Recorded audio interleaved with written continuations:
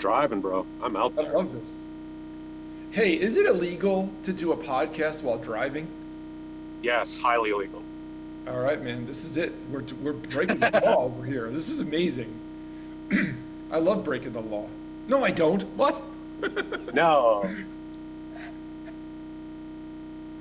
There is a saying. There's like there. I mean, I don't want to get political, but there's something like when the laws are unjust or something or other. That's it. I came prepared. I came prepared, Dan. Yeah, apparently. Mind blown. So I enjoy that. You know what? Put that one in your pocket. Put that one in your pocket. Save it for later. This is not a podcast about traffic law, bird law, nothing, none of that. This is a podcast about becoming a better person. That's what it's about. And I have to say, Dan, one of my things right now is that Hmm. I never know what I mean, I know we're going to talk about a particular chapter of this book, but every single time we start, I feel like, is there going to be value in this? And every single time when I'm preparing for it, I feel like there's value for me. But I think that the main thing is that the reason there's value for me is because I am reading the book. And I feel like I get a little bit out of it no matter what. Hmm. And so, but let's see if we can bring that value to this podcast somehow. So, we're talking about this book here that I'm holding up. It's called The Miracle Morning by Hal Elrod, and I'm still convinced that this is like the number one self-help book to read. It's like self-help 101. Basically, actually for today, I have a lot of stuff that I sort of disagree with about this chapter in a way. Oh, good. That But makes that's it not, interesting. yeah, it makes it interesting. But I Yeah. also think but that doesn't mean the book's any less valuable. I think everybody who, you read a book and you have to bring your own critical analysis to it. Hmm. But but I do have some qualms, I guess. You some nits to pick. I have a few nits to pick. Let's go.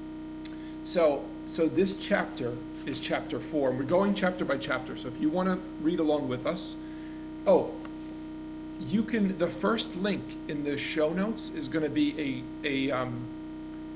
an affiliate link to buy this book, and if you buy it through our affiliate, we'll make probably 10 cents or something. So great, do that.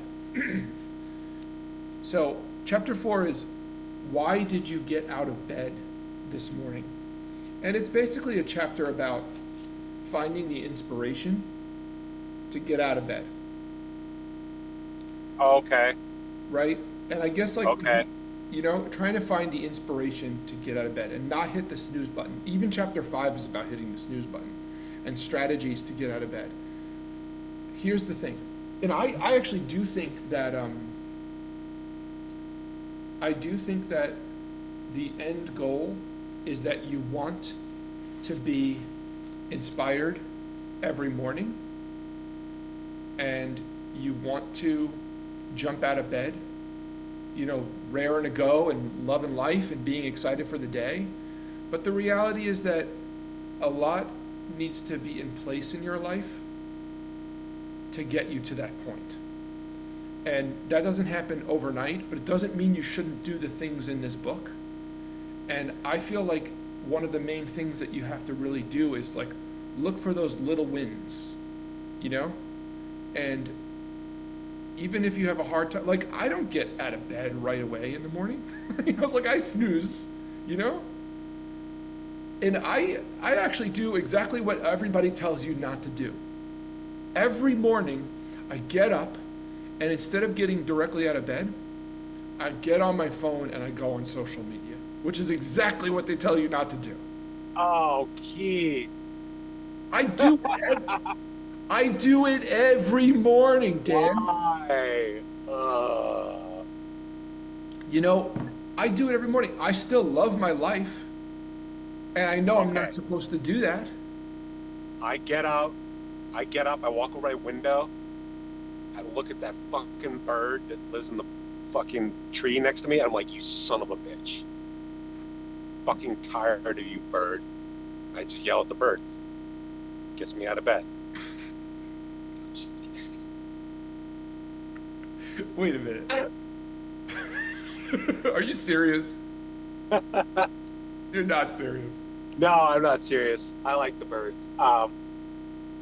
See, because so you pick up your phone before you even get out of bed. I absolutely do.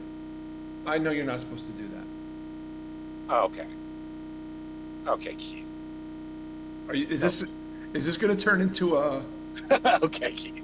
is this going to turn into a, what do you call those things? An intervention? Yes. Okay, so here's the thing. I leave. I don't take my phone into the bedroom. Nice. I go into the bedroom. I leave the phone elsewhere. Because like literally, my routine isn't that. I get out of bed, grab a cup of coffee, then go on social media. It's like 5 minutes, but like still. Um, on that note, also, leaving your phone behind, going to do something without your phone, I highly recommend it. Yeah. Anywho, go on. I digress. So, you know, there's stuff in this book, there's stuff in this chapter Yes. about being depressed and and how getting up in the morning feeling excited is going to get you, you know, I don't know, like help with your depression, but it's like a chicken egg thing. You know, it's like what comes first? Are you depressed about something in your life and then all of a sudden you're going to start getting out of bed early and that's going to cure your depression? I doubt it. I think that so I want to Right, right. you know, Yeah. this book is extreme. I know I'm coming down hard on this book right in this moment. This book is extremely valuable, but the whole thing is that it's called The Miracle of Morning. They want you to do all these things first thing in the morning, and I don't. I think because I work for myself and I have the luxury of being able to do things throughout the day and space out all these things that they recommend in this book, and Mhm. some people don't. I think that some people need to do it all at once, whether it's in the beginning of the day or all at once at the end of the day. I take a different approach. So the things are, there's an acronym for it, SAVERS. Yes.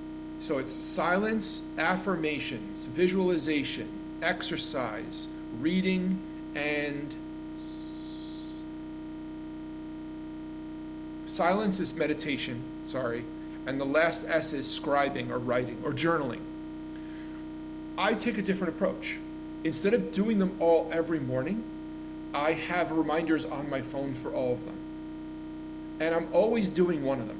Like I meditate pretty often because my anxiety is very high. So, but I got bored Yeah. of so, and I found some free meditation stuff on YouTube, and I just do those meditations. And I got bored of meditating, so I started doing breathing exercises, and I found some cool breathing exercises, and I do those in place of meditation. I'll do those a 10-minute thing, and I'll do it a couple of times a day if I need to, either a 10 or a 20-minute one. Um, but I might do that every day because I feel like I need it, but I don't exercise every day, even though this book tells me that I'm supposed to do that. But I do have a reminder in my phone. I would say I exercise kind of every other day. But, you know, sometimes my ability to stick with this stuff goes up and down. The journaling, which I think is very valuable, I don't do that even close to every day. But and I actually have a hard time sitting down to actually write things out. So what I've done instead is actually I just get my phone and I open the notes app and I Uh-huh. just talk. I just talk into the phone. And honestly, it's really, really helpful. It's even though I'm not technically journaling and I'm not doing the whole like you're writing on the paper, so there's this like, there's this like motor cortex, like Yeah. reinforcing. There's all this shit like Yeah. scientific stuff that's connected to actually journaling, which is beneficial. But I don't have the capacity for that right now. And sometimes you have to just do things and figure out a way to make it happen, and that's what I did. So now I just journal by talking directly into the phone, and it's almost like Okay. going to therapy for me. Mm. And I don't do it every day, but when it pops up on my reminder, it's scheduled for every day, but I don't get to it every single day. But when it's up, I make sure to do it that day. And so, I find all of this to be extremely helpful, and I think that just it's like I think this book prescribes this like do it everything every morning, and if you want to be some like insane rock star who's like like really you know I don't even know, like taking over the entire universe, and you want to do every single one of these things every single morning, great, that might work for you. It doesn't work for me, you know? The Right. way I'm doing it works for me, and I'm feeling okay. I don't feel great about everything in my life, but I feel pretty good about most things, and I feel like I'm I'm finding a way to integrate this crap into my life that's not so prescriptive as the book lays it out. I still think the book's super super valuable.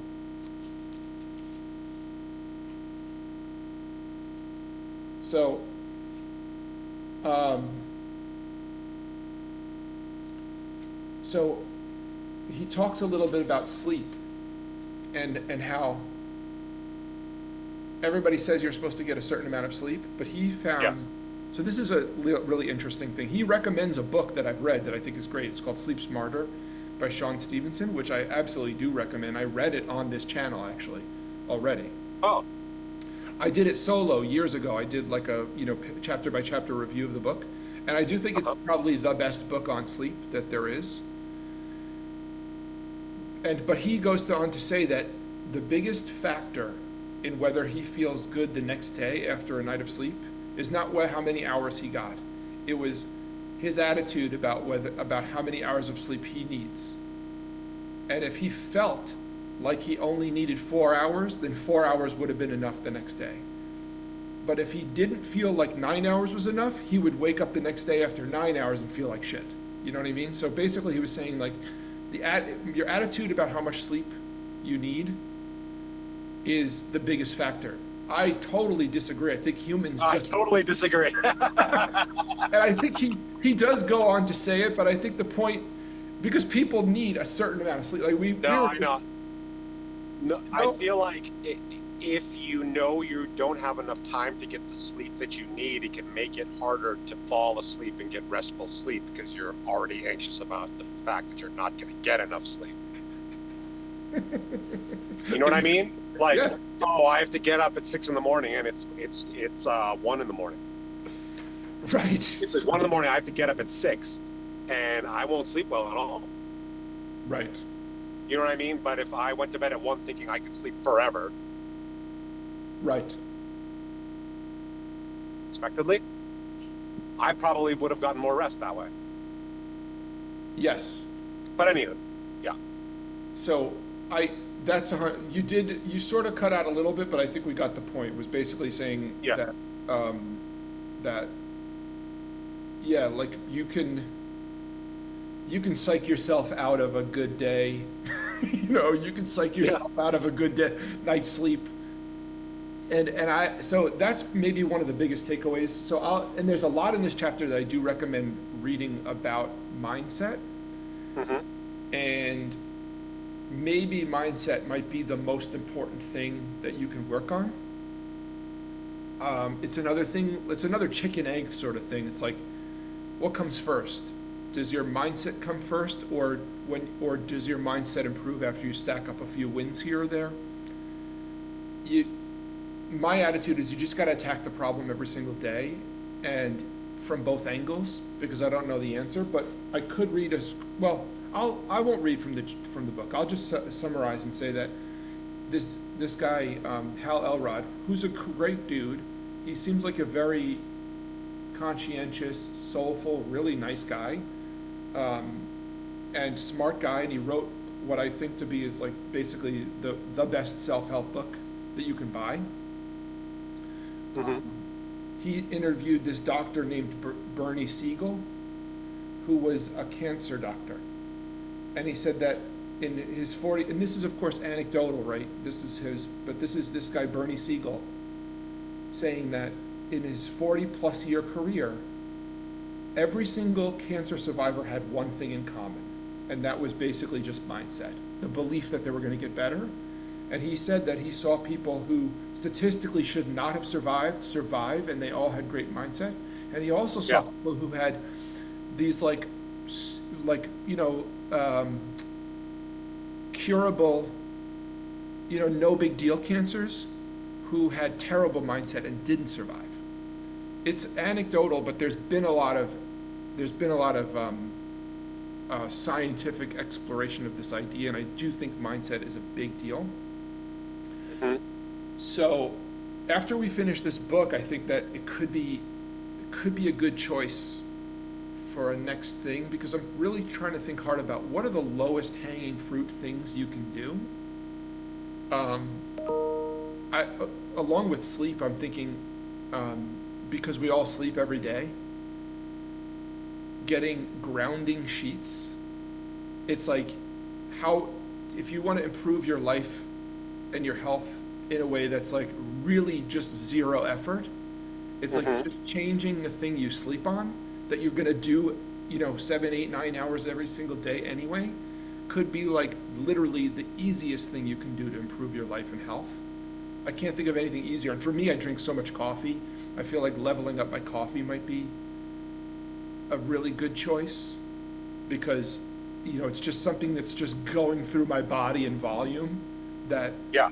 that I if that's like also something where if there's toxins, which I know there are, especially in Starbucks and crap like that, which I happen to be drinking at this moment, um, and only because it's like 2 seconds from my house and I just moved and all my stuff is still in boxes. But anyway, that's a digression. So anyway, mindset is a big deal. Yes.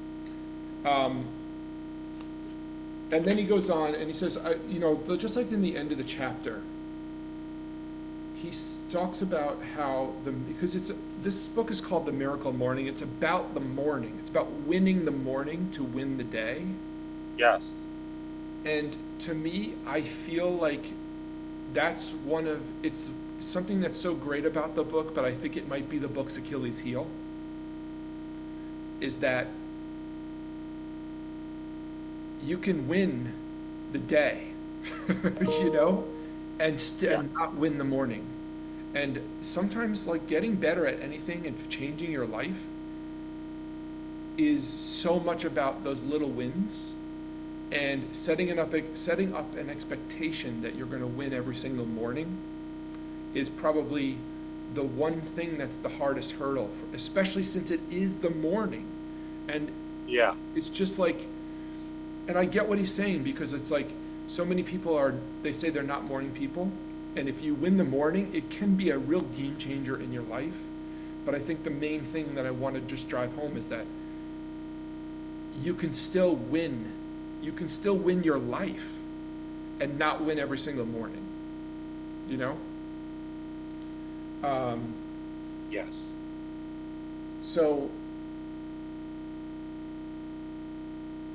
oh, yeah, so, and the thing that I wanted to say was that, he has a lot of prescriptions about what you should do in the morning. When first thing you get up, things you shouldn't do that I do. But I think that there's one thing you can do every single morning that is a mindset thing. And it's something that you don't have to get right, or you don't have to get perfectly right every single time, but all you actually need to do is just set an intention to do it every single morning, and just think to yourself every morning that you're going to win the day, or you're going to get a win today, or today's going to be a good day, right? Yes. Yes. And that could be your win this entire year, because that's going to change a lot in your life. And it sounds so simple, but I think it really can make a big difference. It's just every single morning, even if you're like me and you get on your stupid phone and you go on Facebook. My Facebook feed is the best Facebook feed. It's all, I mean, it's political stuff is creeping in, but it's like, it's all political satire, so it makes me laugh. Yeah. Other than that, my Facebook is all like inspirational stuff, science stuff, and then guitar stuff. So you can craft your algorithm, by looking at things you want to see, and it'll keep feeding you things you want to see. So you can use Yes. the algorithm to your benefit. And I know you're not supposed to look at the stupid phone every single morning, but I do it every morning, almost every morning. Anyway, but maybe just starting today, what I think I'll do is, and I do sort of do this, is just think, I'm going to win the day, or how am I going to win this day, or what's just one small thing I can win today. I don't know, dude. What do you think of all that shit? Well, my mind kept going, even when you keep talking about when you're waking up and sleep. And I guess it's kind of a digression. We're just talking about sleep quality, but it is an important discussion to have. I have been reading before bed instead of playing on my phone. So if you haven't been doing this, Keith, I would highly recommend, at the end of the day, whatever you're scrolling, doing your social media stuff, put down the phone and read. Get in bed or whatever when you're gonna sleep, and just read until like you can't read any, like you'll start like reading the same page 10 times because it's like time to go to bed. Mm-hmm. If you read to that point where you're falling asleep as you're reading, you're gonna get such good sleep. Mm-hmm. I think it just fires up different parts of your brain, turns off like there's no glare on your eyes, but it also like you're using the part of your brain as you're reading. Of course, I'm reading fiction. It's not leading to any like personal, like, I'm not like sitting there reading and like reflecting on my shit. I'm just reading. But I guess I've been reading Stephen King recently, but my quality of sleep has gone up so much doing that. I can't read that because I'll get too scared. Shut up. I'm serious, man. I can't read weird stuff before bed. I'll read fiction. I actually picked a few fiction books out. I did. Yeah. I took one small step. I don't read when I'm going to bed because I often just go straight to bed and I just put on a podcast and I like set it to just, I fall asleep to Oh, a okay. podcast. I Okay. don't scroll before I don't scroll at night. Oh, good. Um, I specifically picked up the reading because I found myself doom scrolling every night, and yeah. I know that's bad. Well, it's definitely healthier, and I agree with you. I think that one of the things that is valuable about us doing this podcast is that it's the consistency of actually doing it that reminds me to actually, keep sort of putting the walls up, or keep like reinforcing the dam that is like protecting me against all my my potential bad habits. And it's really hard to do that in general, but it gets easier to do it if there's some sort of mechanism to remind you, or you have some Uh-huh. kind of, like a, what do you call it, accountability partner, so to speak. you know and not everybody's going to launch a podcast like this, but maybe watching a podcast like this can be that periodic reminder. Hey, the dam is there, but there's always going to be cracks forming in the dam, and nobody's willpower is going to be 100% perfect against all the onslaught of things that we have to fight against every day. Right. But having some input in your life, like a podcast like this, or anyone that focuses on health in any way, might be this just a periodic reminder saying, hey, there are cracks in those dams, and one of the ways you can do it is and here's something I did do. So you say reading before bed. I haven't been reading before bed, but I put a book on my night stable. My night stable. I have Uh-huh. my night stable. I have a stable of nights, I guess. Yes. What, you know what? You put it on your, here's what you do, Keith. Put the book, when you go to bed tonight, put the book on top of your phone. So that when you wake up, you're like, wait a minute, I'm going to read first instead of social media Yeah. first.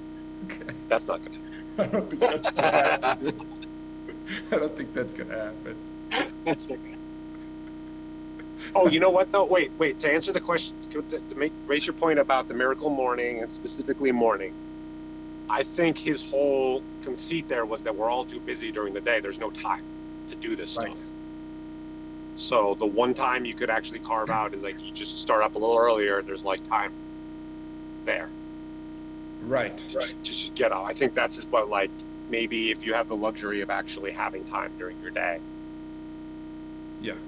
And You know. I do have that luxury, and I don't Yeah. want to, like rub it in for people because I know there's a lot of people who have to get up in the morning. Well, sometimes I don't.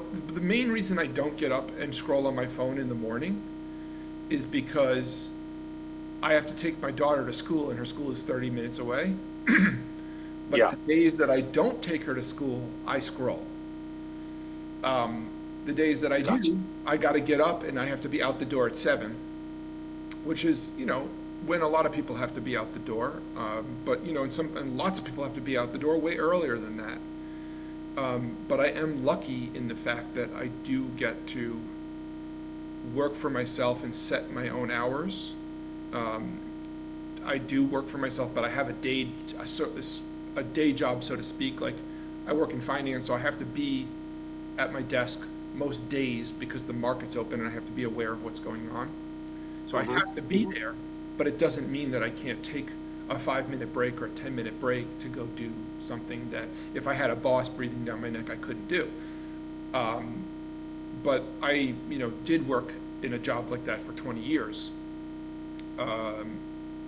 where I couldn't, I couldn't, do anything. I did have people breathing Yeah. down my neck. So it wasn't like I, didn't have that experience. But so that is the major conceit, is that a lot of people do have to squeeze all this stuff in either before or after work, and the morning is a great time to do it.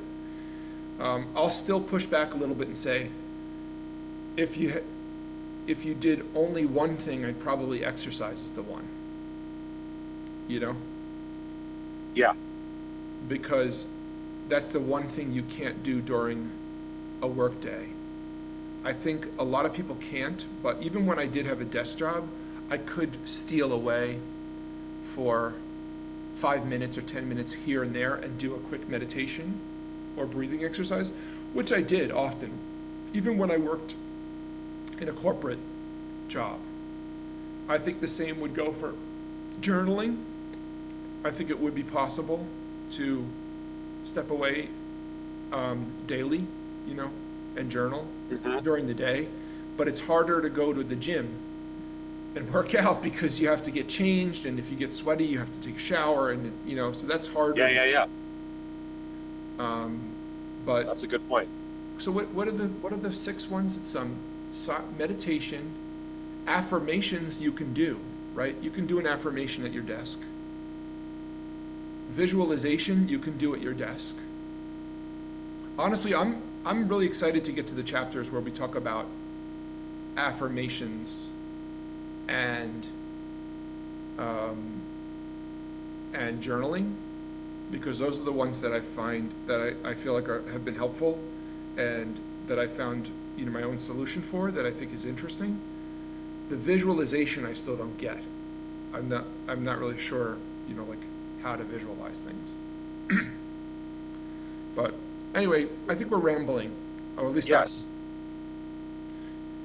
I hope this is helpful for you people. I hope somebody actually watches this. I also would love it if you went to the do all the things, do all the podcast things, like, subscribe, Subscribe. leave a rating, review. If you think we suck, You can write it in the notes. If you think we're awesome, you should write it in the notes too. And you can buy the book through our affiliate link. And and it really is highly recommended, even though we sort of, at least I did, got a little bit down on it today. All right, dude. Are you almost to your destination? Destination. What's that? Destination. I've just been driving. I'm in the middle of nowhere. I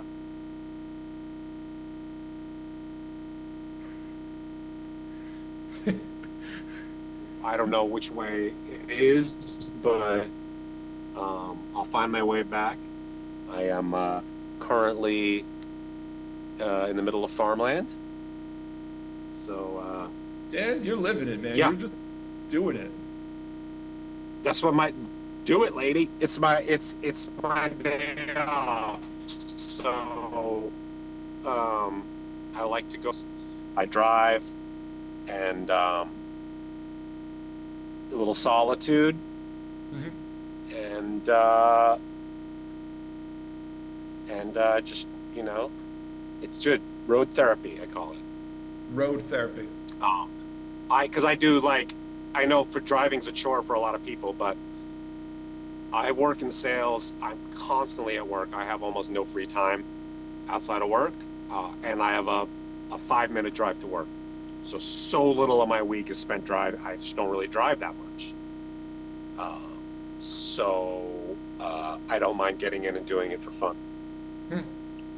Uh, and I'm blessed to just have beautiful rolling farmlands around where I live. So, That's awesome. yeah, So then, good, man. Thanks for taking us with you on on your drive. Did thanks you know? for being with me, Keith. You're Did I so what? welcome. Did you know that you can do this? You can choose an avatar and do the podcast as an avatar. Like I'm talking to you. I know you can't look because you're um, I know you can't look because you're driving, but I'm a fox right now. Oh, look at that. So you can choose from this like range of avatars, which is hilarious. Okay, I've seen And that before. Yeah, they can't see the book, so it's funny because I remember doing on a Zoom call once, and then I think my manager at the time, she's like, "Oh, look, I can do an avatar." So then she spent the rest of the meeting as an avatar, gesticulating and making really weird faces the whole time to see what the avatar would do. of course, So, yeah. yeah. All right, All bro. right, Keith. Until the next time, Yeah, man. adios. Later.